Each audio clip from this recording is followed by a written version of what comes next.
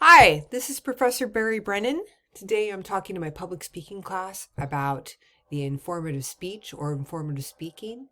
And we'll be looking at types of informative speeches and how different ways different subjects you can use to inform on. What is informative speaking versus other types of speaking? We'll review the different methods and our patterns for organizing your speech, as well as give you some examples of what I think are fairly well done informative speeches. Oftentimes we think of the informative speech that it has to be serious. It does not have to be serious. In fact, I give you an example of one at the end of this lecture of a student who did a parody of how to be a gangster. So it doesn't have to be serious. It can be funny, but it does follow certain protocols, and we're going to go over that. So here we go. Straight to the PowerPoint. I didn't get that. Could you try again? That was funny, wasn't it? Okay. I'm trying to get this. Go. There we go. All right, man, that just was something else. Okay. Informative speaking. Here we go. What is the purpose? Well, what do you think of the purpose is for informative speaking? Pretty obvious, right? I can all hear you say, to inform, Miss Brennan. What else is there? Right. It's to inform. That's your whole purpose. You have to know that. You're just informing. How's it different than persuading? All right, we'll be talking about that. It's not persuading. It's just informing. It's neutral. It's ideally what you think that journalism should be doing. The news should just be informing, not giving a point of view. It's just giving us that information in an interesting way. Okay, to bring awareness about a topic or issue. Let's say that's your purpose behind informing, is to bring awareness. It doesn't mean you're trying to get us to change our mind, but you've been giving a speech about child abuse, and obviously, at least in this culture, and in most every single culture, we don't believe in abusing a child for any reason or for any reason at all, right? So to bring awareness about that. That's not persuading. It's just saying, hey, you all need to be aware of what's going on. It could be to understand a topic more thoroughly, extending what the audience may already know about the topic.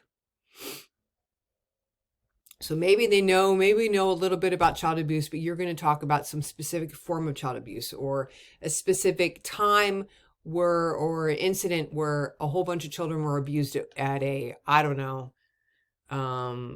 through a scout troop, like it could be a Girl Scout troop or a Boy Scout troop. Okay, to increase sensitivity to an issue by updating a familiar topic with new information. That's kind of the same, like extending our knowledge about it, and to bring more sensitivity about that issue, to understand it at a deeper level. All of these could be related to your one thing that you're talking about it, or could be addressing just one of these things. What it is not. It's not trying to get us to believe anything. You're not trying to get us to believe, we know child abuse is bad. You're not trying to get us to believe that. You don't need to get us to believe that. We know it's bad. And you actually do it by presenting, you indirectly get us to believe something indirectly by giving us that evidence. But in your language, you're not trying to get us to believe anything. You don't say we should, we need to, we have to, you need to change this, you need to believe this. You don't use that in informed speech. You just present the information, right? Let's say 3 million children every year are abused by their parents. Of that 3 million, 45% of them are white, 45% of them are black, and 3% are Asian. I'm making these statistics up, okay? Just making it up. And the age group is this, of these races. And then whatever. That's just information, right? You're not trying to get us to believe anything. You're just providing the information. You don't choose sides. I don't want to hear your side in your informative speech. I don't care. Well, I'm not interested in knowing what your side is. You don't choose sides. You just want to state what it is. In fact, if you're giving a speech about a social issue, you need to present both sides.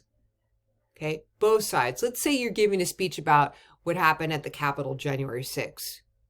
You want to present, if you really want to present a speech that is both, you would present both sides. The side that attacked the Capitol and the people that got attacked. Tell the whole story. Who attacked? What are their beliefs set? Why do they do that? Right? As much as you may think that's wrong, and I will agree with you that I do think it's wrong, it's a wrong way to go about things, there's a set of beliefs behind that. And again, I don't believe that, but it doesn't matter whether I believe it or not. If you're really doing a real informative speech, you're going to show the whole thing. You're not going to just show part of it. You don't try to get the audience to act, change, or do anything. Okay, you're not trying to get us to do anything. You're just giving us the information. All right. I always like to say this, act like Switzerland, use neutral language. If you don't know about Switzerland, Switzerland is the epitome of being a neutral territory. They never take sides in a war. They're neutral. They've established their neutrality. I'm not sure if we learned that in World War II or World War I, but they're essentially considered a country, a neutral territory when it comes, if there's any wars. So your job is to use as much neutral language, so you're not trying to incite anything. It doesn't mean you don't appeal to our emotions, right? Appeal to our care about something, but you're not trying to get us to believe or change our minds about anything. And that's all in the kind of language that you use. You're just there to increase our understanding about something. Increase the sensitivity on the issue, not the audience, on the issue. Okay, types of informative speeches. This is coming straight out of your textbook. So the types of informative speeches we have are what we call briefings or reports. We have what we think of as lectures, demonstrations, training presentations, and the student speech. Now we're going to cover these a little bit more in depth. So briefings and reports, they always provide the most recent data. They're both part of in the public and private sector, and they're generally 10 to 15 minutes. So if you're working in a professional setting, you might have to provide a briefing, like give a speech, give a briefing where you have to deliver it to your audience of your peers or your colleagues. And the formal and briefings often include, like, you might need a chart or a visual aid. That's included in that. Lectures themselves, you're trying to teach someone how to do something, okay, or teach something about something. They're instructional in nature, and they're not limited to teaching professionals. Other types of professionals use lectures to inform on things, like police officer, inform how to conduct a search of a person, dietitians, how to follow a food plan, right? Those are lectures. They're not limited to instructors. Okay. And they're usually longer than, we talk about briefings, they're usually longer than 10 or 15 minutes. They last like 30, 45 minutes. They're going to be a lot longer. Demonstration. So demonstration is basically a how to do something. You see this on like the Food Network, right? Or could be on a baking show. You watch them, they might go through how to put everything together. They're usually shorter than a lecture, so they're not usually going to be 45 minutes long. They're not going to show, usually if you watch like the Food Network, they don't show the whole thing. They show like, they show parts of it. And then the baking part, the stuff where you don't do anything, then they bring the already that done part, and then they move on to the rest of it. So it's usually shorter than the lecture. And then a training presentation is basically where you are, it's different than a lecture is when you're informing on how to do something. Maybe you're informing about policing. They could have been informing on, I'm going back to the lecture part, informing on like what's happening maybe in a community, right? But a training presentation is informing on how to do something, right? So in police, for example, they have training, how to train policemen, or how to train them how to use their gun, or training presentations can be how to do CPR. Okay, that's a training presentation. They're trying to get them to accomplish a particular task. And as I said, they're similar to lectures, but they're different in terms of who their audience is. Usually their audience is on specifically a specific audience, right?